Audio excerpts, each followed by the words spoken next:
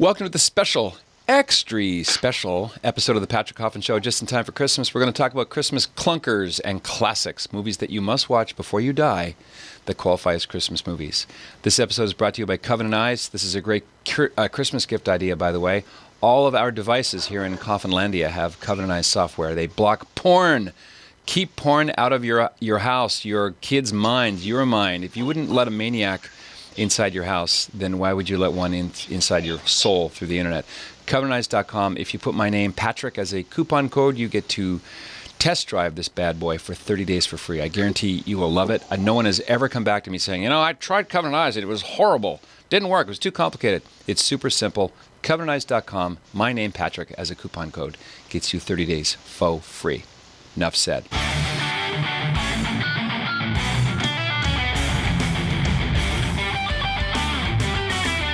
Today I'm happy to welcome back to the show Tim Gordon. He has degrees in literature and philosophy. He's taught in schools and colleges across these beautiful Southern California landscape. He's also the author of a book we talked about earlier on the show in a previous episode called Catholic Republic, Why America Will Perish Without Rome. Tim Gordon, welcome back.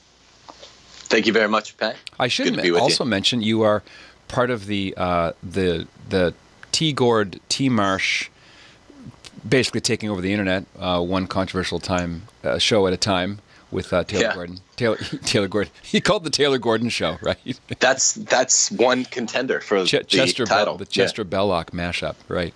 Yeah. You guys are killing it. Kudos to what you guys do. I'm a regular consumer, and I always throw people your direction. So you've got a nice flow together, too. Thanks a million. Yeah, it's good. We're the Brangelina, except a couple of dudes. That's Covenant Eyes.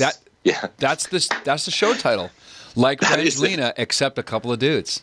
Right. So you're a dad. I'm a dad. We both love movies, and I thought it would be fun to get together and just crank through the must-watches and why they're good for families, Catholic or otherwise. And maybe we can start with what qualifies as a Christmas movie. If the movie takes place in late December and there's some out-of-focus Christmas trees, or there's like carol music, does that qualify? And the classic non-Christmas Christmas movie is Die Hard. Maybe we can start with that, the first one. That's a great, So parsing the accidental properties of Christmas moviehood from the formal properties, difficult thing, because I feel like they even talk about it on ESPN as Die Hard, a Christmas movie. And so whenever I weigh in on this topic, I feel a little bit like the guy that's reopening a joke from like 1998, like the "Was Up" Bud Light beer commercials. But it's not that. It's different from that thing because it's such a legit topic. Like, why is Die Hard so Christmassy? And I would make the argument, Pat, that it's formally a Christmas movie. It is. It has the formal property of Christmassiness. Now, most arguments that people make for why Die Hard's a Christmas movie sound like a bunch of accidental properties strewn together. They're not. I mean, literally, it's not just that the movie, that the music throughout the entire movie, I mean, scene by scene, is Christmas music. It's not just that there are Christmas trees and tinsel in almost every scene. It's not just that the red blood that John McClane spills throughout the entire thing goes really nicely with the green in the background, right? Red and green. Yeah. It's the theme is really, really timely. The theme of a borderline divorced guy. Yeah. I'm not saying this makes it Christmassy, but you got to just bear with. A borderline divorced guy, right? With a liberated career woman wife who's moved out from New York to LA for her career. And so you have this post 60s, 70s battle of the sexes within the marriage. And John McClane takes all of the weight of whatever it is, originally 12 or 13 terrorists, on his shoulders.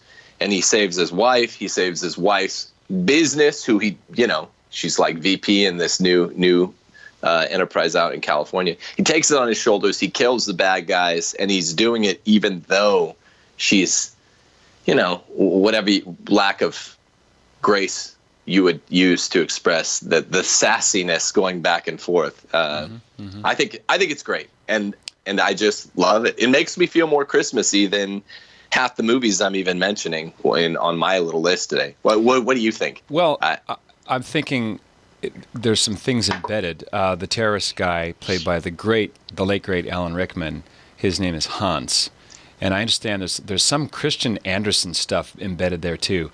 I don't know if it's writing on the wall in the background, but John McClane's wife, the character played by not the late patriot senator from Arizona, John McClane, McClane. Right. That's his wife's name's Holly. That's right. QED. I think we've proven our point.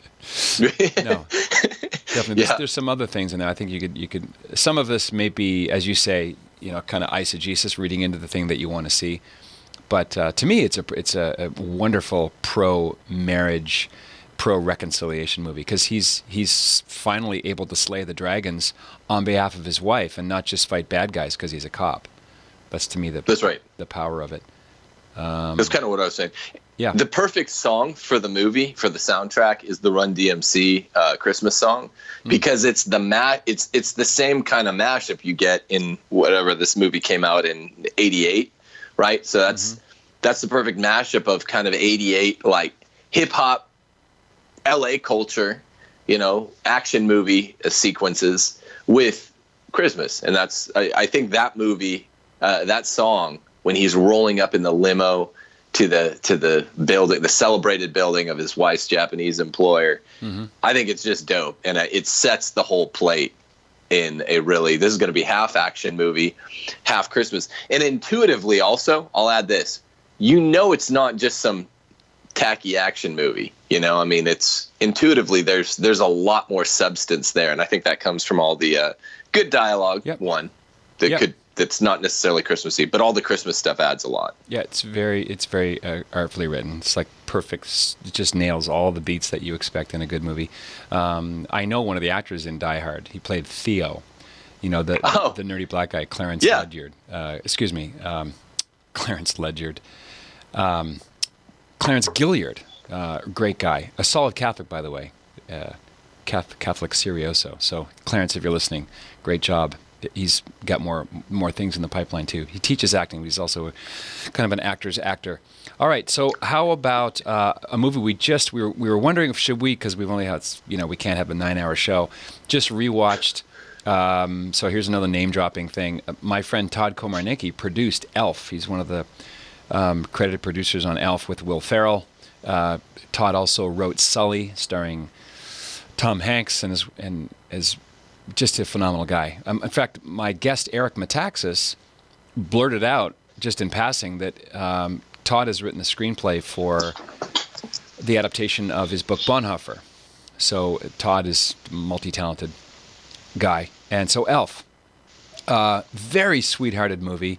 Talk about tapping into a lot of viewers' fatherhood wounds, like the rejection. He actually says it's almost it's so brutal the way James Caan says, "Get out of my building, get out of my life. I don't care that I'm your father. I want you gone now." And Will I don't care that you're nuts. Yeah, he says in that line. That's right. Yeah, and then Will Ferrell, that's oversized, sweethearted, brokenhearted, in this case, leading to the whiff of death scene where he's standing on the Brooklyn Bridge. Right.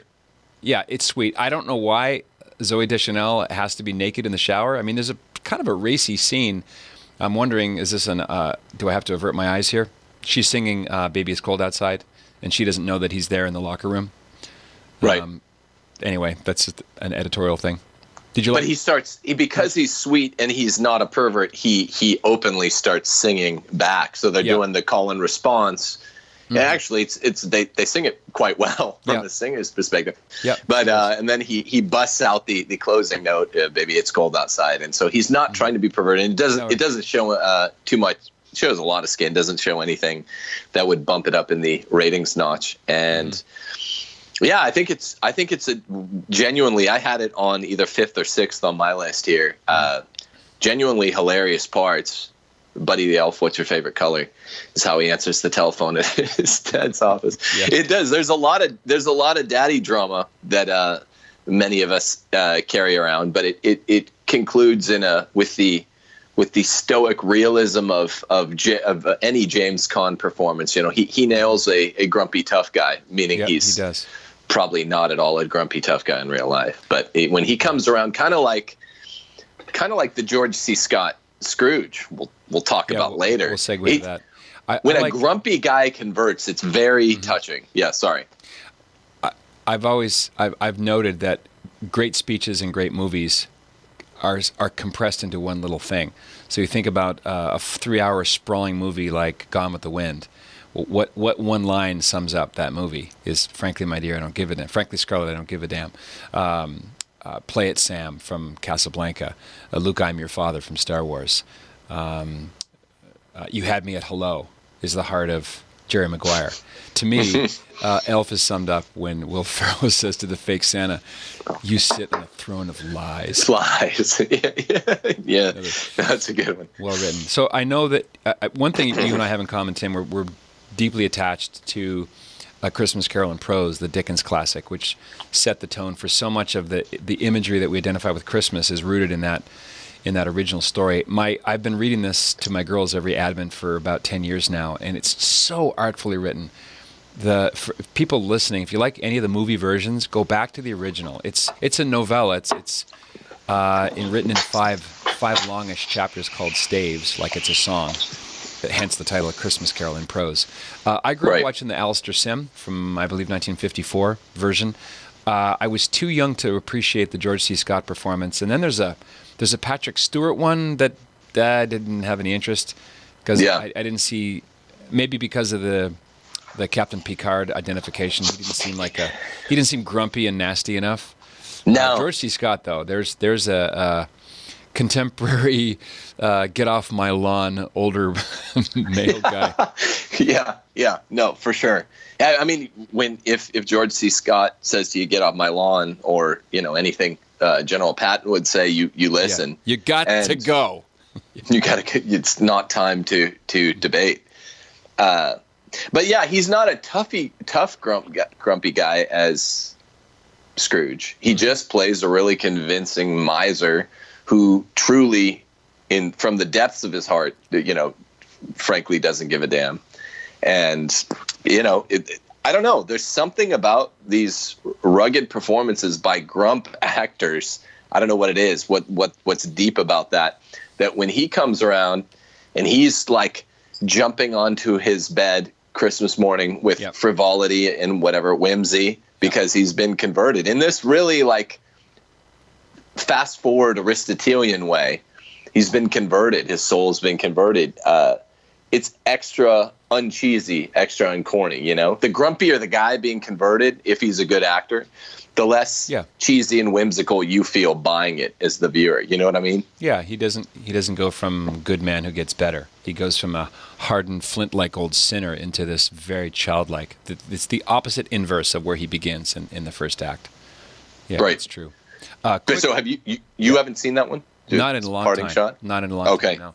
I love the Cratchit actor. I love Bob Cratchit. I just think it's the perfectly cast movie. For me, it is the one that we watch on Christmas Eve. All these other ones are kind of in the lead up to it, but life is made up of meetings and partings. That's the way of it. I think that's Kermit the Frog playing Bob Cratchit, but it's just beautiful. We're all fellow travelers to the grave, and our boy might die, and so I'm laughing because of our series of texts going up to the show. Well, it's maybe we can. I know we're going to get to It's a Wonderful Life, which is our family Christmas Eve night. We're actually going to see It's a Wonderful Life the way Frank Capra wanted it to be seen on a 40-foot high screen in Anaheim. So we're going to a big screen digitized version of the show. Incidentally, for people listening, if you like It's a Wonderful Life, I'm getting slightly ahead of myself here, but Christmas Day I'm going to re-air last year's interviews with Donna Reed's two daughters. Mary Owen, who is Donna Reed's literal biological daughter, talking about her mother's career in that particular movie, how it launched her career up into the stratosphere, and also the screen daughter of Mary Hatch in the movie is Zuzu, played by actress Carolyn Grimes, so it's called Donna Reed's Two Daughters. So December 25th, I think you'll really, really love it. It's awesome. Like It's a Wonderful Life, A Christmas Carol, obviously one of the main thematic sources for the script, based on the Philip Van Doren Stern story. Mr. Potter is a kind of a Scrooge-like guy. There's a preternatural playing around with time and lessons that are learned and so on. But it's very dark. I mean, you think about, my wife and I lost a baby girl. Anyone with special needs children or kids who go through a period where they're permanently or temporarily made fragile, you can't help but identify with Tiny Tim's relationship with his father, Bob Cratchit. And when, spoiler alert, when Cratchit mourns him, and Scrooge is kind of the onlooker. I think that's the beginning of Scrooge's conversion, when it's on him like an elephant. What? The guy I've been underpaying all these years has a sick son and who might die because of me, and he's as he's given that vision, he doesn't want it to be true. I think that's the first domino of his conversion, is the idea of Tiny Tim dying. Right. In Aristotle's parlance, right, that's when he moves from incontinence, when you do the wrong thing, even though you know it's wrong, but it pains you, you move to continence, you begin doing the right thing, but it still pains you. You're not at true virtue until you do the right thing and it doesn't pain you. But yeah, that's when Scrooge is like, snap, this is a legitimately poignant situation into which I'm thrusting myself, and I've really been involved all this time. Mm-hmm. And yeah, I mean, honestly, it gets you right. It gets you right here when Scrooge is seeing what will happen if the events continue the way they are. As a parent of our eldest daughter's handicapped kid, it's just it gets me every time. Yeah. And my wife and I, that sequence about 20 minutes before the end of the movie, particularly played by George C. Scott, every time it's a little bit of a tearjerker. You shed a manly tear or two. It's hardcore. Have you seen Disney's A Christmas Carol starring Jim Carrey? I have. Yeah. I like it. I like it a lot. I don't. There's a sequence that I think starts to ruin it, but mercifully it doesn't last long, and that's the miniaturized Scrooge and the dark horses and the clip clop, the chase scene that he ends up falling. It just becomes an even more hyperbolic antics from Bob Zemeckis' other movie, Polar Express, which I think it's not needed. It's kind of gilding the lily. But right. Gary Oldman plays Bob Cratchit and Tiny Tim. I forgot that. Yeah, and Jim Carrey plays all the ghosts and Scrooge, and it's beautiful. The music, Alan Silvestrini is the composer. He also did the music for, what's that movie? Elf. He did the movie for Elf. No, excuse me. The one of them, whichever came first, Polar Express, I think it is. Polar Express came first. Yeah, Polar Express came first. Very, very similar hook compared to Elf. Like right. Wait, yeah, that's right. That's right. That's Polar Express. Elf, buddy. Yeah. That's right. That's a good. That main jingle is. But Polar Express was definitely first by, I think, 5 years at least. Yeah.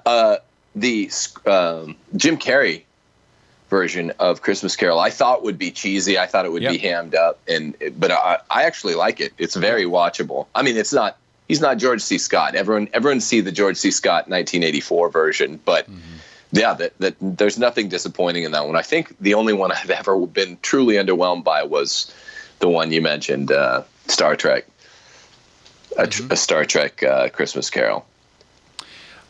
As it were. Make it so, Bob Cratchit. Yeah. Rich Little was in a 1978 version. I don't know if you've seen that one. It's one of the most oft-filmed stories. But the number one most oft-filmed story is Les Miserables, There are 54 different film versions of that around the world. That's by far the most frequently filmed story in movie history. I like the Liam Neeson version. One of the few ones without singing. The non-musical one. Yeah, it's good. With Claire Danes. Claire Danes, that's right. Big teenage crush on Claire Danes. I think the show is called My So-Called Life. She has a lovely screen presence. Yep. She's also really good in a quasi-Christmas movie translation of Little Women. Very, very touching scene when her character, is it Beth? Beth dies, and sorry for the spoiler, people. Oh, great. But, by the way, brothers and sisters, I'm sorry that Tim Gordon did this to you. He actually ruined Titanic for me as well. He told me the boat doesn't make it to New York. Yeah. So I know. Tim. It's a surprise ending in Titanic where you think that they get there and the movie is really about where each of the characters goes. Yeah, where they go from the arrival. What they have for lunch in Newark after they disembark. Yeah. That's why else do you get on a big boat to get there? Yeah. Being There. Isn't there a movie called Being There? There is. But Dasein. Jerzy Kosinski novel starring Peter Sellers as Peter Sellers. Yeah, Chance Gardner. Hilarious. You're like a film encyclopedia. Oh, well, I just tossed something out thanks. there and Yeah, I'm like a little dog with a Timbit. Plug it in. Random factoid. Quick sidebar about a grumpy old guy who, when he breaks emotionally and becomes soft, is very moving. This is not a Christmas movie, but since you mentioned it, I'll throw it out there, and that is About Schmidt. About Schmidt, starring Jack Nicholson. It's Nicholson, yeah, really great. There's a scene at the end. It looks like home footage of a guy who's grieving. It's just stunning. Alexander Payne directed it and set it in his hometown of Omaha. But it's based on a New Yorker magazine essay, which takes place in Manhattan. Great existential drama. And Jack Nicholson, boy, say what you want, he's not playing himself in this movie. Well, he's also a pro-lifer. What is it? Read that. Staunch. I've read 5 different things. Some of them are quite strong. Some of the parlance he chooses to be pro-life is surprisingly strong. It's always surprising when Hollywood glitterati, centerpiece is pro-life, but except he's like strongly pro-life. I couldn't believe a few of the quotes I saw. He was adopted. What can we? Yeah. Was he? He was adopted? I think he was adopted. That probably explains it then. Yeah, that would be. There we go. Nothing puzzling about. Well, this goes back to what we were laughing about when we were texting. I sent you a beautiful painting that is my heart. I said, Pat, this painting is my heart. It's called Bob Cratchit Mourns His Son, and you took a dagger and you stabbed me right in the heart. No, you just by texting back. That's stupid. That's stupid. It was literally one of the funniest texts I've ever got, and I shared it with my wife, and she was laughing for 5 minutes. But there's something sublimely beautiful about grief, and I realized this in 12th grade AP English when I was first exposed to one of the novels of Dostoevsky. I actually learned Dostoevsky through some excerpts in 10th grade. In theology, but I read the first full Dostoevsky novel, Crime and Punishment, in 12th grade. And I'm like, wow, this is weird. The more like heartrending, like Joel chapter 3, break your hearts, not your garments. The more heartrending the action, the drama, the more I'm just into beauty qua beauty. Yep. So it's something I learned with Dostoevsky, and I've never put it down. And what I was telling you, sharing my, singing my little heart out in a beautiful dirge form to Pat, and he said that's stupid, is just a heartless man. I'm here for you, Tim. Yeah. No, I know. It's hilarious. It was just maybe we could. I should have printed it out so people could see that. Just Google it. It's called Bob Cratchit Mourns His Son. I just stare at it, and I'm not an art guy. I'm a film guy, but I'm not a visual art guy. Sue me. But I just love this painting. It is lovely, and you're right. And it reminds me of another movie that wasn't on our list, but I'll mention because technically its backdrop is Christmas, and that is the 2008 Best Foreign Film Oscar winner, Departures, about an unemployed cellist who goes to the northern Japan. And one of the most important scenes is he takes out the cello that his father taught him to play before he abandoned him and his mom, and he says, "A holy song for a holy night." It's Christmas Eve, and there's some tinsel in the background. It just goes to the longing in an otherwise difficult culture to evangelize. I believe Graham Greene said it was or maybe Shusaku Endo, who wrote Silence. He said Japan is a swamp. You can't. It's almost unevangelizable. But there's so much in this movie, Departures. I've been recommending it for years. Total tear fest.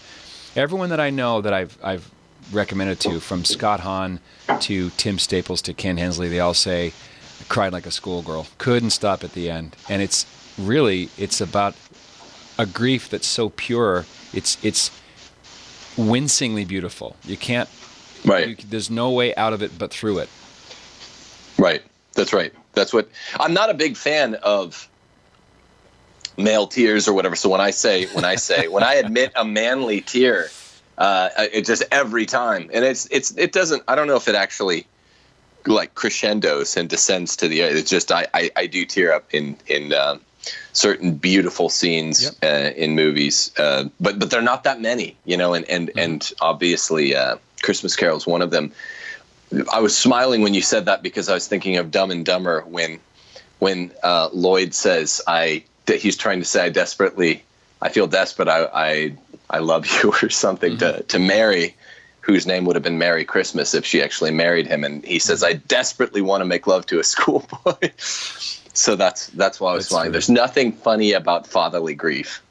I need some mental floss. I want to somehow delete what you just said. Maybe we can roll back the tape. It's Dumb and Dumber. It's a classic. Dumb and Dumber. Yeah. All true philosophers love Dumb and Dumber. That's probably a true statement. True. All right, from A Christmas Carol and its pathos, we go to It's a Wonderful Life, which is also filled with pathos and dread and alcohol and despair and suicide and loss and temper tantrums. And it's a light holiday, family movie. I wrote an essay. I wrote an essay in National Review a few Christmas Eves ago called "The Little Story That Did," and that's why I was contacted by Mary Owen, Donna Reed's daughter. She said some flattering things to me in an email, and we kind of struck up a correspondence. But the movie at the beginning, when it was first released in 1946, they didn't know how to cut the trailer. They didn't quite know. So a lot of the movie poster mock-ups that they tried, it's Donna Reed being thrown up, by Jim Stewart. It's all kind of happy and frolicky. And then people saw the movie, and it's dark. I think it qualifies as film noir. If you take the third act ending out, it's very, very dark. It's loss, and what if you didn't exist? And there's a lot of metaphysical questions posed. But at its heart, It's a Wonderful Life is the story of the intercessory power of prayers by a woman named Mary. The movie starts. The snowfall is the opening scene, but that actually happens 3/4 of the way through at the beginning of Act 3, when George kicks over the symbol of his lost future, right? The bridge, the buildings. He's not going to be an architect. He's not going to travel the world. And there's Janie, pounding on the piano, and he has this full-on. He just loses heaven there, right? Why do we have to have all these kids? And stop that playing. And then she goes, "Oh, Daddy." And Capra I don't know if this is directed, but Stewart, the only time in the movie, looks down the barrel of the camera. It's a 16th of a second. And all of a sudden, everyone who's ever lost their temper is touched. You identify with him. He sort of brings us into that moment. And that's when he goes to the bridge and, tries to kill himself. And that's when the phone tree starts. Mary calls Gower and all that jazz, and that's really the beginning of the story. So it loops back into itself. It's virtually a perfect screenplay. It is. I remember you saying that last time we spoke, that you think this is the perfect screenplay. And I look at it like historically, critically. 1946 is the beginning of what we call the post-war era, and post-World War II, obviously. And you get a big dose right up front of what I call prod and light, this prosperity gospel that's big in America, was always big in America with the Puritan work ethic and all that. Mm-hmm. But you get it in large doses, large secular doses, starting if you look at U.S. Supreme Court cases in the late 40s and 50s of people were really almost like honor deaths, in harikari in Japan, were really attaching themselves to their careers with new fervor, with new vigor. And so, like what? Give me an example. Well, so I mean, things get really secularized in. You mean like a court case example, or because that's that principle writ cinematic? Were you going to post-war movies, or just American? No, culture? I'm going to just post-war American culture. I gotcha. Yeah. Where I always say, post-World War II, this is when things set in. It was where separation of church and state sets in really hardcore, like the big separation of church and state. SCOTUS cases, 1947, Everson versus Supreme Court. Emerson, and that's right. Everson, yeah. So it's really, things are getting more secular. So you have the kind of watered down prosperity gospel that comes through the Puritans. And otherwise, a guy jumping off a bridge because he can't become like an architect, it doesn't, or whatever, he because something goes wrong, there's a hitch in his career, doesn't make any sense. Well, it's also he realizes when Potter tells him, you're worth more dead than alive, and he mocks him, the life insurance policy. That's true. That's his tectonic shift. Oh my God, Potter's right. So the piano playing and the temper tantrum, that's the culmination. That's the earthquake's already happened with the realization he's literally worth more dead than alive, and he just otherwise feels like a failure anyway, because he's going to be stuck in that meaningless, void called Bedford Falls. But he's got a beautiful family, beautiful wife, beautiful family, archetypally beautiful family, and you tell someone like Tim Gordon, you're worth more dead than alive, if because I've actually had life insurance for most of my adult life. And that's not a surprise to me, right? So you need some sort of cultural explanatory to get around that. So, I mean, that's not that big of a deal. I just love my life with my wife and my kids, right. Fiscally successful or no. Well, he was also facing prison, too. The cops were going to get him. And he also, remember, he also drinks. Yeah. He's also drunk. Right. In Capra's autobiography, The Name Above the Title, that's, if I'm remembering this correctly, the scene where he says, "Heavenly Father, I'm not a praying man, but but help me, I'm at the end of my rope." Those are real tears. And that's the first take. In fact, he had to artificially zoom in because he didn't want Stewart to do it again. He knew he would never capture lightning in a bottle, and the answer to the prayer is getting slugged by Mr. Welch, right? Because right. in the scene in the little gatekeeper's cot above the. Not caught, whatever the booth is where he's warming himself. Clarence knows, George, what's wrong with your lip? Oh, I got a busted lip in answer to a prayer. Right. So there's a lot of pathology there. It's not just one bit of news. It's like a culmination of bad things. But you were making a different point.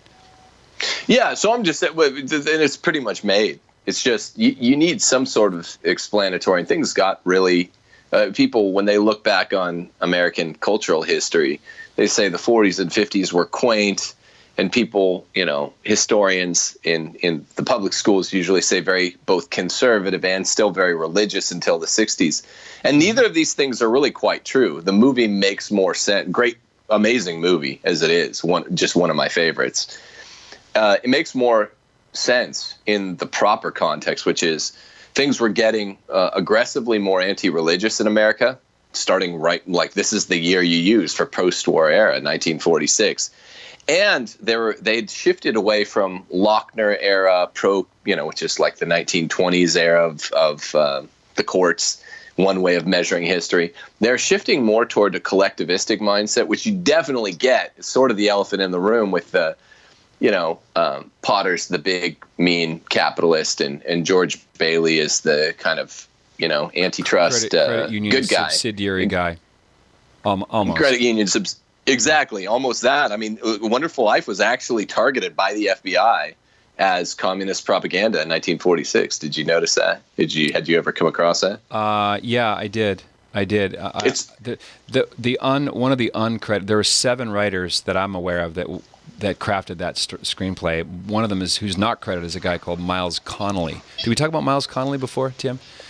Connolly also wrote another movie that Capra directed called Buffalo Bill, which was remade as Riding High. Capra filmed the same story twice. I think he did that twice in his career. Yeah, he did. He did Lady for a Day in 1930, and then his last film is called Pocketful of Miracles. It's the movie that lured Betty Davis out of retirement with Glenn Ford. But Miles I always trip over his name. Miles Connolly wrote Mr. Blue, a kind of answer to Gatsby in 1928. It's kind of the anti-Gatsby, sort of a whimsical, almost Francis of Assisi-like character. Interesting. And Connolly was a serious Catholic. In fact, Capra credits him with bringing him back to the faith. Good. So that's good. There was what's his name? Cliff Odets was in fact a communist. He's one of the screenwriters as well. And there's a couple, Joe and Friends Whirling, I think, were suspected to be communist. But I'm sometimes people see what they want to see. Right. I think you have to explain away. I mean, there's a Mossback factor, right? Mossback, George Bailey into this movie, but I don't think the communist screenwriters were having their heyday here. It's just that it was in the water. There is a culturally anti-capitalist thing that began in the 40s and 50s, contrary to what people are told. And so there's a little tincture of that. But whenever you say you like It's a Wonderful Life to a real cultural gadfly, they'll say, oh, the commie movie, and it's like I don't think it's communist. I think there's some of that sort of bad thinking in the water. But the whole point when you go through your favorite movies or genre of movies like we're doing here is, the pearl clutchers want to find a flaw, and there's a flaw in any work of art in any genre. So that's it here. Whether you're saying from a religious point of view or just a broadly speaking conservative point of view, it's like this is not a communist movie. I read a bunch of stuff on the internet about it ahead of, in prior to this, and there's a bracketed part. You bracket off anything. It's still an amazing film, and that's trumped up, I'd say. Yeah. And Catholic social teaching is often tagged as communist by laissez-faire capitalists as well. But that's another show for another day. The movie that won the Best Academy Award film statuette was William Wyler's The Best Years of Our Lives, who was a business partner of Frank Capra's. They formed Liberty Films. It's a Wonderful Life is the first Liberty film. They also made State of the Union with Kate Hepburn and Spencer Tracy, and that was the end of that. It was a 3 or 4 way partnership. But Wyler is a very dark soldiers coming back from the war. One of them has no hands. He was the actor. I forget his name now. I want to say Audie Murphy, but that's not it. It'll come to me. I'll put it in the show notes at patrickhoffman.media. But it's the anti It's a Wonderful Life.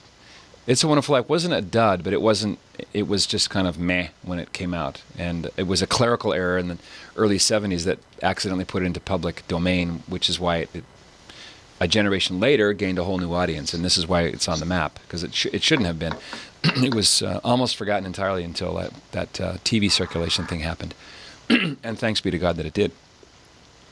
When you first said anti-Wonderful Life, I was like, wait, so he jumps off the bridge, he does die, and things are better without him there? It's not a sunny look at America. It's a look at America with walking wounded returning. They obviously didn't understand or didn't call it post-traumatic stress disorder, but it's a very dark, kind of mournful. It's a good movie.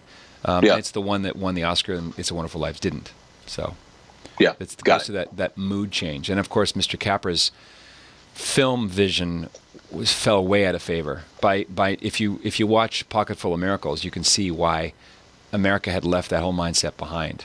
Line up a movie that came out the year before, which is also a great movie, but very kind of darker, maybe a little bit more cynical, and that's The Apartment.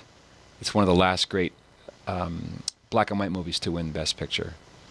It's what's her name? Shirley MacLaine and the great Jack Lemmon.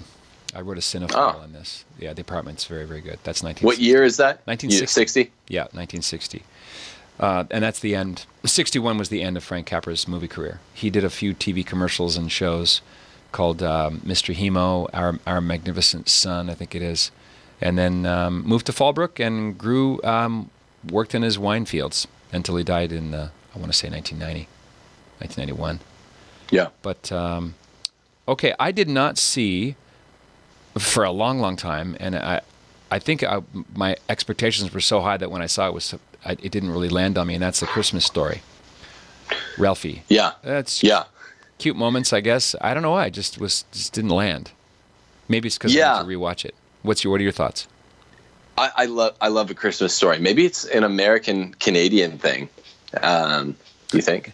I don't know. It's in English, isn't it? Yeah, no, it's in English. I'm just guessing. I'm working because it's northern Indiana, isn't it? So that's closer to home for you than me, growing up in California and Texas. I think I need to watch it again. Well, I think it's really a genuinely funny movie. Everything from crummy Ovaltine commercials to fathers weaving tapestries of obscenity.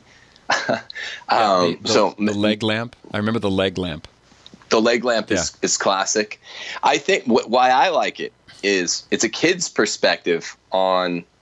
It's the ultimate kid response to the dare I say trendy new, almost Manichaean approach to Christmas that seems to be taking Catholics by storm. And I say new. I'm not exactly sure how new it is, but when people talk about Christmas like the only proper way to celebrate is to like meditate and to chant somberly in a dark room as if we're a bunch of disembodied spirits, I think this is the wrong approach to inculcating the solemnity of Christmas spirit within children, right? Children learn, it's fine. We are embodied spirits, and kids learn. The whole movie is about through this kid. He's a good kid. He's not a spoiled kid, Midwestern boy, and this little brother wanting one particular gift. And I know this got out of fashion, but this rings true with so many kids my age growing up in the 80s, and I think all times. I intuit, by the way, that the more spoiled kids get, the less big a deal Christmas presents are. So of course, totally superfluous. Yeah, it's superfluous. It's presents exist in superfluity. Yeah. He wants a Red Ryder carbine action 200-shot range rifle, air rifle, and that's a really big deal to him. And the fact that he has a grizzled swearing father who grounds him and gets him in trouble. There's a GD in this movie. I remember. There's a GD. There's an F. Well, there's an F-bomb surrogate where he says fudge. Another kind of funny moment when he's helping his dad to change the tire out on the car, and he talks. The voice, you've got Wonder Years Daniel Stern type voice overage. Where he's talking, he's saying, "Oh, this is such a big deal. This is the first time my grumpy father, who fights the furnace and swears at it, has ever asked me to help change the tire. And the first time, he spills the plate of lug nuts and says, 'Oh, fudge!' And his dad tells him to get back in the car, and he gets grounded. So things aren't smooth with his dad. But the touching scene of the movie is that his dad is the one last Christmas gift on Christmas morning that has secretly gone out and, using executive power, executive clemency, has overridden his mom and said, "No, I got you the Red Ryder carbine action." It strikes home because it's a really fun. That's what the whole movie's about, is him scheming, with Machiavellian tactics, even writing his little school essay right before school lets out on this so that his teacher will talk to his parents or something. Yeah. It's central to my life growing up as a kid in the 80s. You want one gift. I wasn't spoiled. I wouldn't get any gifts or little surprises usually throughout the year. So Christmas is big. This is what I mean by the Manichaean approach, is when you're saying, "Oh, teach kids about the solemnity of Christmas." It's like you learn to. It's almost like Pavlovian dog conditioning, right? That rings a bell. Doesn't it? Doesn't it though? Touche. No, I mean, you know what I mean? I don't know. We haven't talked about this before, but T Marsh and me talk about it some. It's like, look, little kids are like giant ids, and you start conditioning them to the holy days on the church calendar by things like presents and candy. And it's still fun even as adults. They're not mutually exclusive. That's right. Yeah, the holiness and the presents. Yeah, you've got me thinking about why the movie's so appealing. And the only thing I can think of is that Peter Billingsley's performance as Ralphie and the way that's written, he's sort of like a miniature James Stewart. He's every kid. He's not exceptional. He's not spoiled. He's not a bad kid. But I think millions of viewers when they were young, when they saw that, identified with him because that one special gift that he wanted. It's based on a novel. It's got a really charming title, but it's too long for a movie. The novel upon which the screenplay is based, by Gene Shepard, is called "In God We Trust. All Others Pay Cash." Yeah, it's I love the title. Yeah, the great Darren McGavin was in a show called, I think it was called Night Hunter in the 70s. Is it Night Hunter? Vampire Hunter? I should know that. He literally plays, I'm going to find it here. If you know the Jeopardy theme song, go for it. What is it called? It's from the era of that's it, Kolchak, The Night Stalker. Really interesting TV show in the 70s, in 74 and 75. It lasted 1 or 2 seasons. It came up, for some reason I'm identifying that with Night Gallery, the second Rod Serling, which scared me half to death as a kid, Rod Serling's Night Gallery. But now we're getting slightly far afield. Okay. Wait, so yep. I have a little trivia too. Yep, I'm coming back at you. Yep. Normally you're such a movie machine, an encyclopedic movie machine that I can't come at you with trivia. Which movie that you and I have mentioned so far does Peter Billingsley have a very on the nose little cameo in, but subtle? There's only one where he would even make any sense, really, given the chronology. But it's not Elf. Is he an elf? It is. It is Elf. Billingsley. What's the scene? He is the head elf. You can tell. I just spotted him. I was like, "That's a grown up. That is a grown up." Oh, that's cool. Ralphie. Yeah, he is the head elf that's saying in the scene in Elf where he's like, "Oh, Buddy is killing me." He's behind on making the whatever toy he's working on. Oh, Etch a sketch. Brilliant. That's nice. That's him. You can see his eyes. He's got the glasses. He's got almost the same haircut. Mm-hmm. And I was like, "Holy cow, that's Ralphie." So yeah. And what's his name? The guy who plays the fake Santa is from Dirty Work. He's hilarious. Yeah, he's a former sidekick of Howard Stern. Andy, it'll come to me. That's right. I'm sure. I forget his name though. Yeah, I'm gonna find it. I didn't. Did I ask if you'd seen Joya Noel?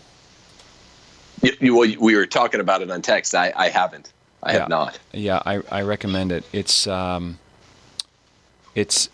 on a true event of the first Christmas in 1914. On Christmas Day, the Germans and the Canadians, French and British, called a truce under white flags, and they played soccer in no man's land, and they exchanged gifts. And they also sang Adeste Fidelis. And what in real life, what got this started was the Kaiser sent the top soloist from the Berlin Opera to the front lines, and he sang Adeste Fidelis for the German troops. And as the applause died down on the German side, they heard the Allies still applauding. So they knew they heard it all. And most of them were Catholics, so they had Latin in common. And then, almost like, remember the Bugs Bunny episode where Bugs shows up to work, and it's Wile E. Coyote, and there's the morning, and it's the sheepdog, and they do the time punch, and Wile E. Coyote's the bad guy, so the sheepdog is always chasing him, protecting his flock, and then they punch the time card again, and they're kind of on duty, off duty. It's this little game they play. Well, what happens is Christmas Day is over, and they have to go back to killing each other again. So the movie explores the punishments that the soldiers under, what the punishment was attached to that crime.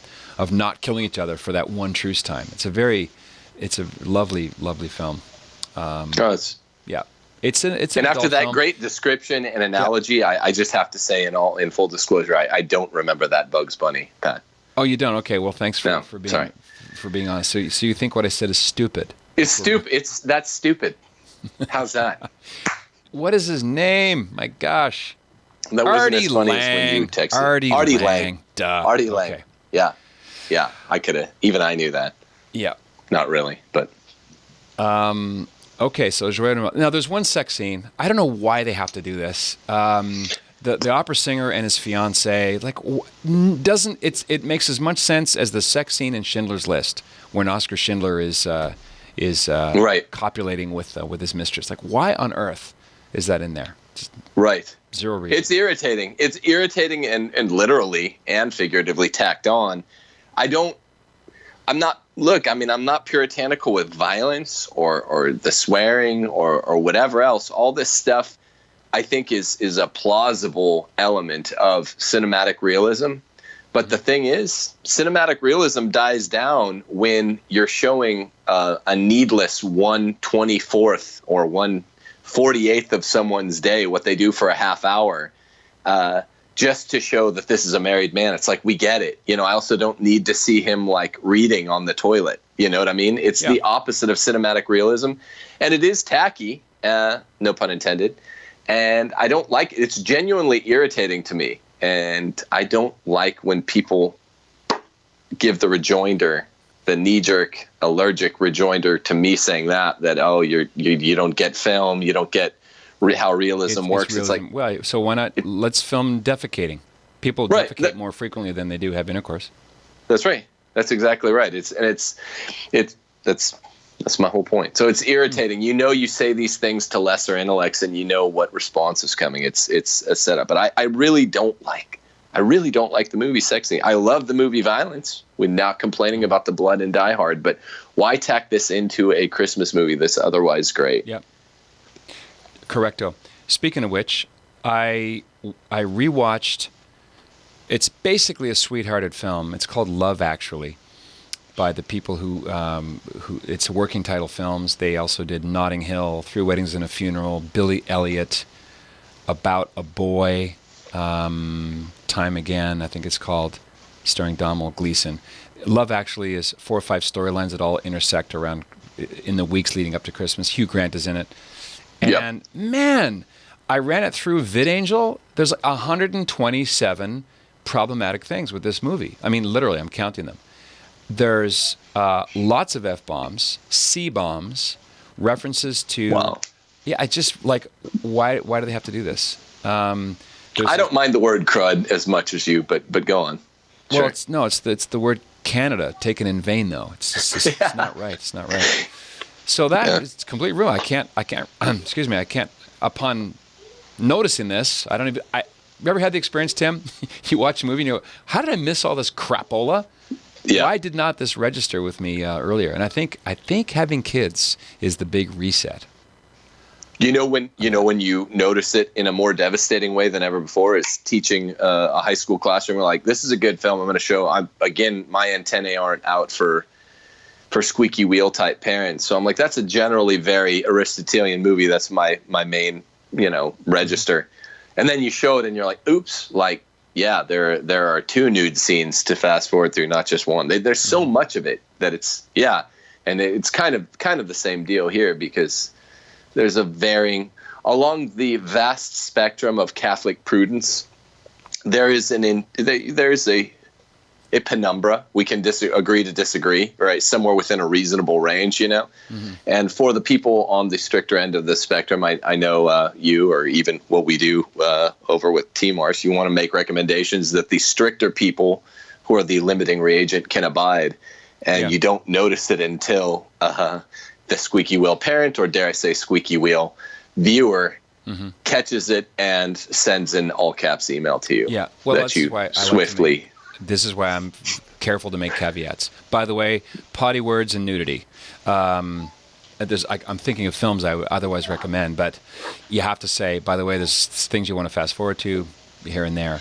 And that makes the business model of VidAngel all that much more brilliant. Right. I think I'll throw some traffic there. I'm not in any way, I don't profit at all from sending people there. I just think it's a great thing to be able to rent a movie. You buy the movie from them and you filter it according to your own pearl clutchy scruple level, and then you watch it with all the junk seamlessly edited out, and then you sell it back to them. And so, yeah, go ahead. How's this? Why don't you stop lying to your viewers? You are the president of this company. Tim, and Tim, I'm calling you out. Leave. Tim, can you hear me? Tim? Yeah. What happened? We lost Tim. Nipsey. You can't fool me. He's gone. You're CEO and COO. No, he's really not. I was the liar. Your pants are noticeably on fire, sir. They are. I'll press forward. Let's go back just before World War II. It's the previous film that Frank Capra directed. It was the last film he did with his longtime collaborator, Robert Riskin, and that is the classic Gary Cooper and Barbara Stanwyck movie, Meet John Doe. Also about a good man tempted to suicide on a Christmas Eve from a great height with the snow falling. It is really magnificent. Talk about an indictment of Alinsky politics and crowd control and the power of the press and propagandizing and scapegoating good people. It's just all there. Actor Edward Norton plays D.B. Norton, who is a kind of, sometimes the reviewers will say he's like a far-right fascist. No, he's a far-left communist. He wants all control of all things, and he controls the press, and people are not, the individual is crushed. So, and he wants to be president, so he takes advantage of this sweethearted guy who starts off as an imaginary character written by Barbara Stanwyck's character, Ann Mitchell. I don't think you've seen Meet John Doe. I have not. What year? 1941. Yeah, no, I haven't seen it. Yeah, it's really, really great. I'll throw up the cinephile essay that I did, Frank Capra's Forgotten Christmas Classic. And interesting factoid, actor Walter Brennan, one of the very few actors to win 4 Academy Awards for his craft, was married for like 80 years. He and actor Edward Norton, who plays D.B. Norton, are buried within 200 feet of my daughter Naomi in the San Fernando Cemetery in Los Angeles. So every time we visit Naomi and ask for her prayers, we always pay a visit to to our departed brethren. And I think Walter Brennan was a Catholic as well. So I know right where the cemetery is. Is that Ed Norton related to the one I'm thinking of? The contemporary? No, D.B. Norton is the character. Edward Arnold is the actor. I may have. Oh, Edward Arnold. I think you're saying Edward Norton. Yeah. D.B. Norton is not Edward Norton, and not Norton, not from the Honeymooners either. Right. Yeah. So that's Meet John Doe. The Bishop's Wife with Cary Grant. Cary Grant took that role and didn't take the role of George Bailey. That's another behind-the-scenes thing about that movie.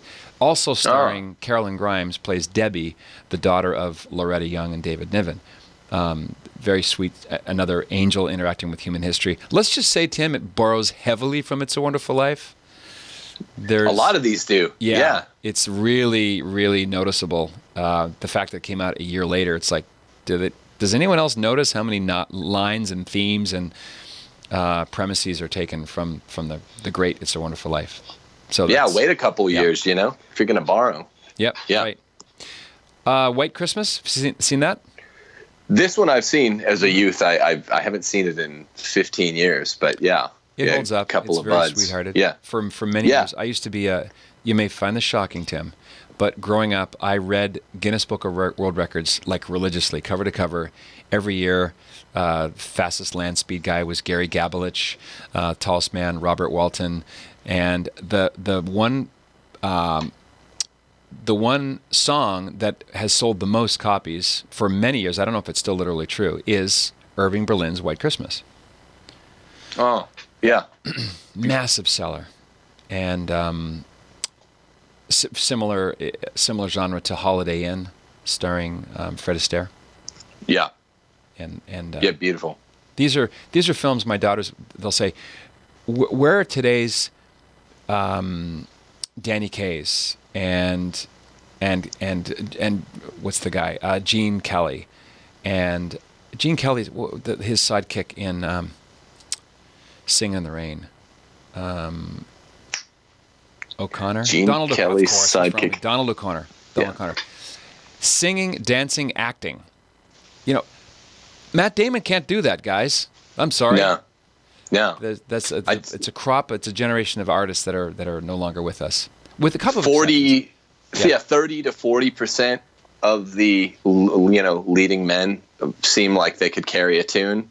I don't think any of them, can dance the Charleston on a flagpole or whatever they could do back in the day. So yeah, acting, singing, dancing all at once. It's a rare combo, triple threat. Maybe one exception would be Hugh Jackman, who can do all three. Oh, right, because he has the stage background, right? Yeah, yeah. No, but yeah, you should unpack what the plot of White Christmas a little bit. I do think it holds up, for the listener, because I think it's a great timely kind of thing, buddy film almost. Yeah, it is kind of a buddy film. There are several little storylines involving the sisters, Vera Miles and Vera. Boy, I've got name dementia here today. You know everyone, by the way. You literally know everyone who ever lived. I am the thrice holy uncreated deity. I didn't probably tell you that. I didn't know. Yeah, I was guessing, and I'm not lying either. Yeah, it's Bing Crosby, Danny Kaye, and what's her name? Yeah, Vera Allen, Rosemary Clooney, the I guess the great aunt of George Clooney. It's in full vivid Technicolor, and technically, yeah. Yeah, technically, yeah. So it's what year? What's the year? All these are war films, right? In one aspect or another. Yeah, it came out in 1954, but it's set in the previous decade during World War II. Yeah. Yeah. Captain Bob Wallace, played by Bing Crosby, he's a kind of an aspiring entertainer, along with Danny Kaye's character, Private Phil Davis. And their commanding officer, played by Dean Jagger, is being relieved of his command, and so they do this big homage show for him. And so there's daring do and classic, almost sitcom plot tropes of mistaken identity and unrequited love and that kind of thing, and it all culminates in the show at the end. It's a snapshot onto a culture that is no more. The respect for the military, the winsomeness of it, the relative innocence of the plot line, and I asked Doug Urbanski once. Doug is Gary Oldman's manager. If films can evangelize, and he said, "Well, if by evangelize you mean exciting a whole country with kids getting a parade together, or building something, yeah, it can. It energizes people. How much it can evangelize literally directly is an open debate. I think it's mainly the work of seed planting, getting people to ponder what their own priorities are. What's the thing in your life that you'll walk the plank for? What makes you cry? What makes you laugh? That's right. And that can spark other questions. Maybe the big exception is Mel Gibson's The Passion of the Christ, which is obviously full throttle evangelization in its depiction. I think that's subtle seed planting. No, I mean, yeah, that's literally, it's one of the only movies that's not really, really great movies that you connect with, that makes my top 20 all-time favorites, The Passion, that isn't just subtle kind of natural law, Thomist type seed planting. It's actually done in full force. So I think it's really hard, maybe impossible. I don't know why. I don't know. I don't want to commit to that, but it's really hard to come up with like a Christological archetype in modernity, in real time, like a 2018 guy that's either a Christ figure or that does something, that prefigures or remembers the cross. I don't, outside of, go ahead. No, I'm pondering this. In fact, I'm writing something about it. The inadvertent incarnational principle. Right. I call it post-figurement. Christ is post-figured, not prefigured. Right. It is post-figurement. It's not prefigurement. That's why I kind of switch. Saving Private Ryan. Captain Miller is kind of everyman Christ figure. He gathers apostles / soldiers, teaches them what it means to lay down their life. He's sent from a higher authority behind enemy lines on a rescue mission. E.T. is a post-figurement. Alien from a different world comes to Earth and is loved and trusted by children, hated by the authorities. He dies. He rises from the dead. His heart glows. I mean, it's the Sacred Heart. Give me a break. At the end, there's very literally an ascension scene. I'll be right here. Be good. Right. And then the ship blasts off from the mount of the ascension. And what's the contrail from the rocket? A rainbow. Covenant. Yeah. There it is. I hold, Tim, I don't know if you agree or disagree, that the uber popularity of superheroes is an unconscious longing for the superhero, Jesus Christ. That they're shadows of someone with superpowers who is human and yet something else. If you watch especially the first Spider-Man, Peter Parker is a kind of human nature. Spidey is the kind of the divine nature. He's tempted by the Green Goblin who brings him to the top of a building. Almost literally says, all these kingdoms will be yours if you bow down and worship me. And at the end, it's a ringing endorsement of celibacy too. Because Peter realizes if he's going to fight evil directly, he can't get Marianne. Right. He can't have the white picket fences. He's got to be celibate. That's true. Well, I mean, any kind of Ubermensch type aspiration, not in the Third Reich sense, or even the First Reich Nietzschean sense, any kind of overman is about expanding the horizons of humanity, right? And there's only really one way to do it, and not to be a damnable heretic. It's the Christian way. So there's got to be something to that archetypally.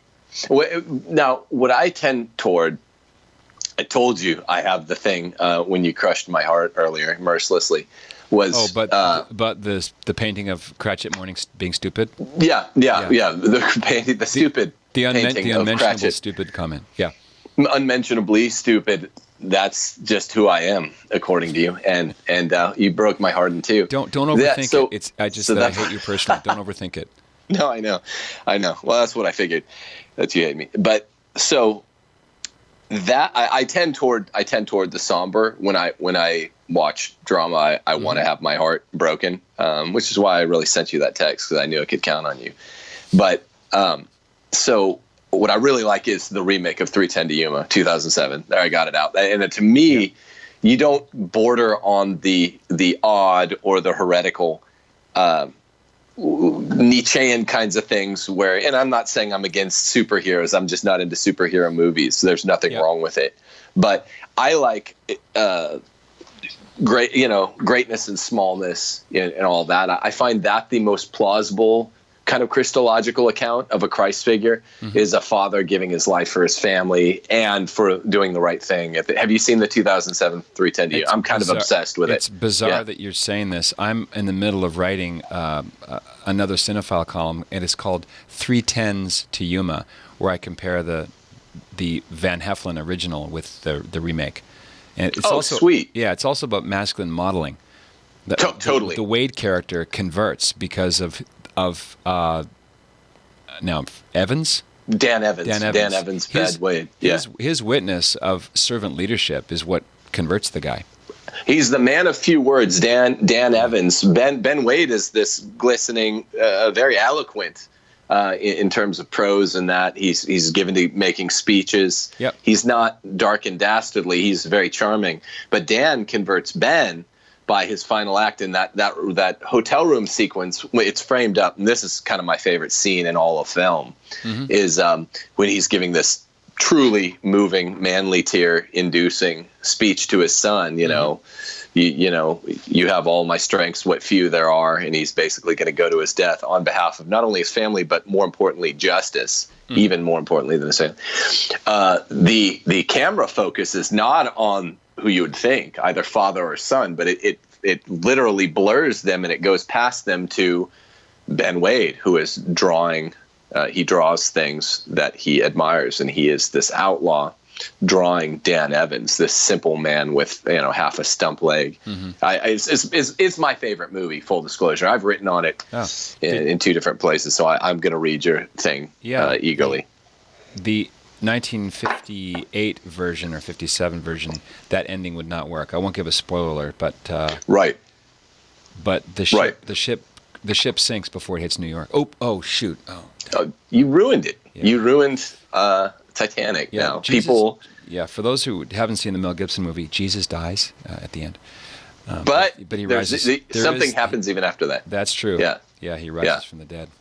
Studies show. We're a couple of sillies. I tell you what. Crazy talk. Could I talk about another just silly on the note of sillies? Just my last one, Christmas Vacation, National Lampoons. No. Tim, okay. you can't do All that. right. No, I take that. I'm gonna go away. Yes, in fact, I deem that you can. All of my movies, I'm dating myself. All of my movies, except It's a Wonderful Life, are from the 80s, from 83 to 89. Christmas Vacation is 1989, almost the beginning of the 90s era. It has more 90s feel, but which you said you haven't seen, right? No, I've not seen it. Is it Chevy Chase? It's Chevy Chase, okay. and really the show stealer is Cousin Eddie. I'm sure you've seen it, played by Randy Quaid. Silly, hilarious, lovable Cousin Eddie. And again, this movie's kind of in the vein of a little with I think a few more potty words than Christmas Story, but it's in the vein of the anti-Manichaean movement, kind of Christian, both Protestant and Catholic movement about Christmas. I mean, it's about a secular guy.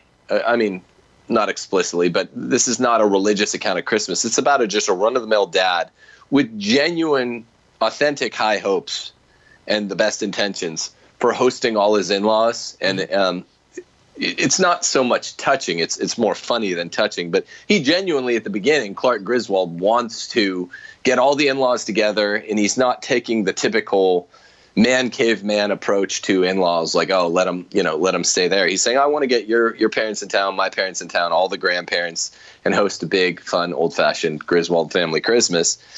And there's a lot of kind of anti-Manichaean subtexting, right? He earnestly wants to get a big Christmas gift for his family, put in a pool. I won't tell you what happens. It's as unpredictable as what happens in Titanic, or more even. Wow. And and I related to this movie and A Christmas Story so much as a kid because of this consistent theme I'm pushing of this is how kids deepen their understanding of the Christmas message. You start out with gifts or pools or whatever, people just wanting to do nice things for their family. Right. And obviously there's a lot of work to be done, a lot of ice to be cut to get where you need to go to understand what the Christmas message is. There is a line you have to kind of wince around. It's cringeworthy, as the kids say. He says, the true meaning of Christmas is different for everyone.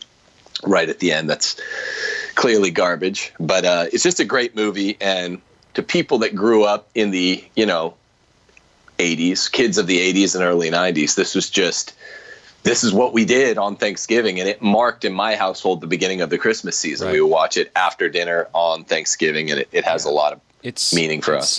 If the home is the church domestic, then these kinds of family traditions are they're family-based liturgies, and right. They have to come with regularity, and they have to be consistent. And kids look forward to that. Kids love that's like the structure of it.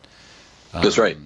Planes, Trains, and Automobiles is another Thanksgiving. That one a movie with lots of sweet emotional stuff at the heart of it. That's why I really like comedies, because the rom-com genre is the hardest to construct. Boy meets girl, boy loses girl, boy gets girl back in an unusual, paradoxical way. But I like when an otherwise hilarious comedy has another movement. There's an undertow to it, like an emotional riptide that I like being surprised by that. Steve Martin's character you don't associate this with Steve Martin, but he's the grumpy guy who's converted to being more loving and whimsical. And that's one of my all-time favorite movies, and not to mention one of the only true Thanksgiving movies, if not one of 3 or 4. One of my all-time favorites, and almost doubles as a Christmas movie in spirit. Same with, same with meaning the grumpy guy who gets converted, and that's Keep the Faith, where Steve Martin plays a fake Protestant preacher who, there's a lot going on in the last act of that movie. Isn't that Leap of Faith? Excuse me, you're right. I'm wrong. Keeping the Faith is a good flick too, with Ed Norton. It is Leap of Faith. Yeah. Starring Lucas Haas plays the kid. Good Why movie. do I remember these names? Lucas Haas also played the little kid in Witness with Kelly McGillis and Harrison Ford as John Book. He is also Lucas, because I don't know these actors the way you do, but he's the guy. He plays a great supporting role in a movie called Dark Was the Night, a great Halloween kind of PG.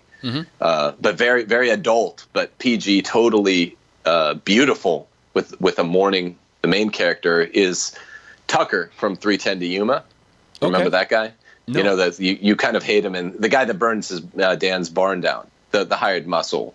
Okay. First guy Ben Wade kills with the fork and the knife. Yeah. Okay. Yeah, so he is the main character. Man, he's a great lead role. I forget that actor's name. You have it tattooed the one on your arm with all the other names of the actors. Yeah. Yeah, it's in my clavicle, but I can't read it from here, so I forget. Yeah. Clavicle tattoo. Right. No. Yeah, you were talking about Lucas Haas. He plays a great supporting actor. That guy's a good actor. That's all I'm saying. And that movie's from like 2015 or 2016. Great Halloween movie. Okay. Dark Was the Night. Very religious in its themes. I really, really. It's one of my new favorite Halloween era movies. Lots of substance. Mourning father, played by whoever the actor is that plays Tucker in 3:10 to Yuma, and his little buddy, who's the ex big city cop, played by Lucas Haas. Great movie. Watch it sometime. Did you know that Lucas Haas invented the avocado? I did. Yeah, no, the big ones. He didn't do that. The big ones. I think so. Yeah. You got me thinking now about this. The remake of 3:10 to Yuma. We're going a little bit off here. Not quite Christmassy, but beautiful. Byron, not Marshall. No. Byron McElroy, played by Peter Fonda. The Pinkerton. That's a great role too. Yeah. No, I'll find it. I'll put it in the notes. Kevin Durand, his name is. Yeah, Kevin Durand played Tucker. Oh, is that it? How do you say his last name? I believe it's Durand. Durand, not Durant. Yeah, I think that's right. Yeah, because Kevin Durant is greatest living basketball player, but that wouldn't have been a mistake you'd make. He founded Durand. No, that's not true either. No, just a show full of lies today. Yeah, bucketfuls. Let's end with a movie I don't think you saw, which will be really awkward, and that's The Miracle on 34th Street, starring. Oh, I've seen it. Oh yeah, with Natalie Wood and Edmund Gwynn. To me the quintessential Santa Claus.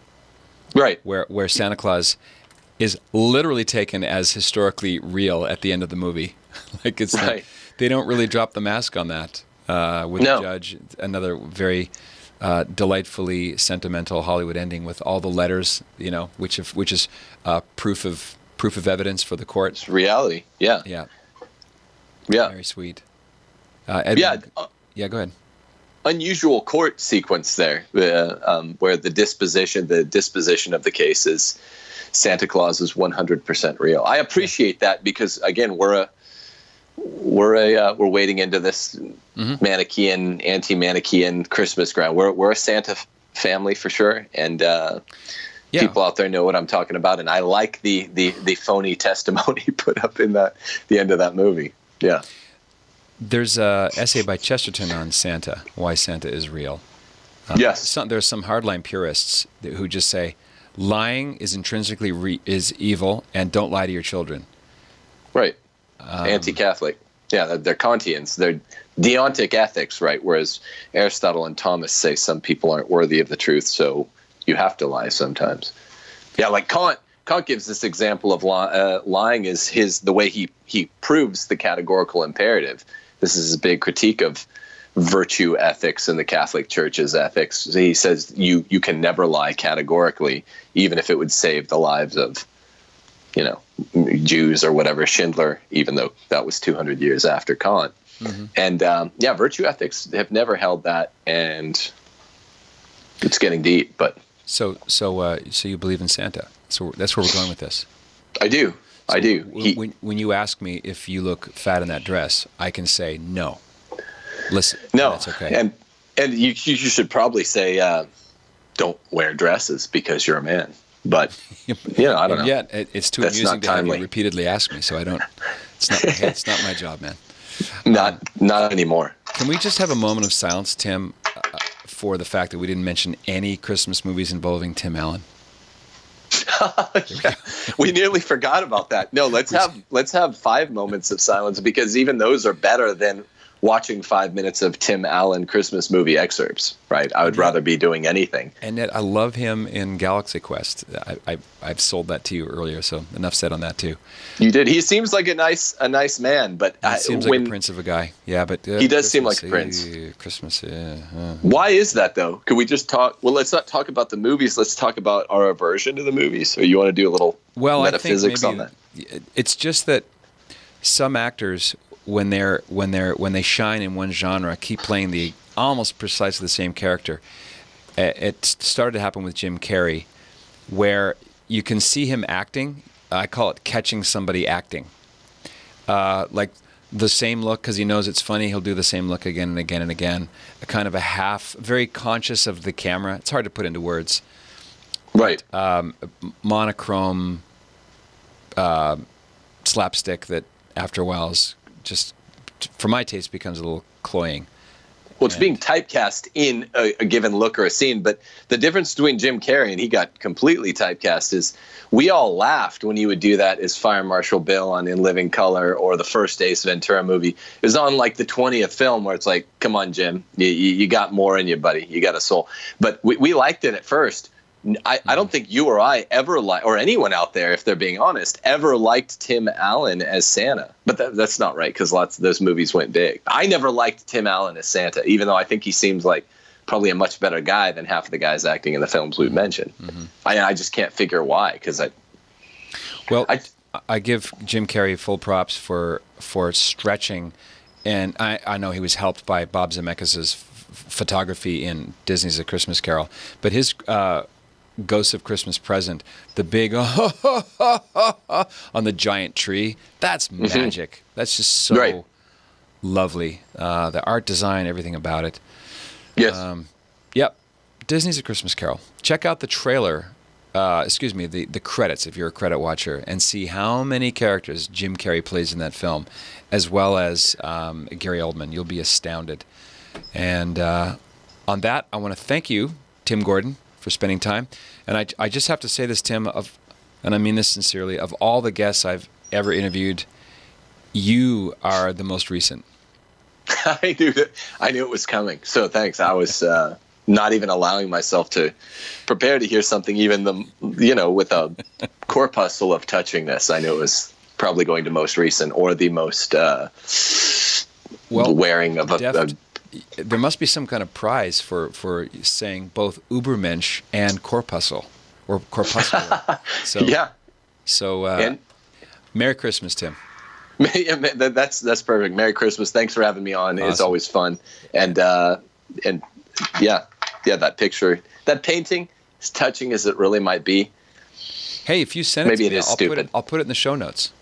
Okay, I will. And people can judge. And just bear in mind, people, that Sweet Pat Coffin responded, "That's stupid." No, he meant it as a joke, and it was funny. And I laughed out loud. I had kids taking finals in my class because I know he's a prince of a man, a scholar and a gentleman. And I'm and literally LOL'd, because I maintain no one in the history of mankind has ever been literally LOLing when they say LOL. No, but I don't write LOL is the thing on that one. I don't write it. I said, hey, I literally LOL apostrophe ED. You did a meta-analysis of the experience. You can meta LOL, but you don't. If you ever write LOL, it just means, oh, good try at humor, polite, like wink and a nod laugh. What is a meta for anyway? I guess you and I and T. Marsh are going to talk about manly virtue in the new year. With Bas Rutten. I'm going to do a series, waiting to hear back from Jocko Willink. Bas Rutten, MMA Hall of Famer, and Amazing. on masculine leadership and how not to be girly men. By the way, and we'll talk about this. I'm going to make a note to myself. Arnold Schwarzenegger apologized for saying girly men. I'm not joking. Isn't that the whole picture? Yeah, that's it. That's it writ large. That is the opposite. This is the snapshot of where we are, right there. Pathetic. Truly pathetic. All right. I've had fun. Learned a ton. It's always great to connect, Tim. Merry Christmas. Me too. Thanks a million. All right. Merry Christmas, my friend. Merry Christmas to one and all. In the meantime, be a saint. What else is there?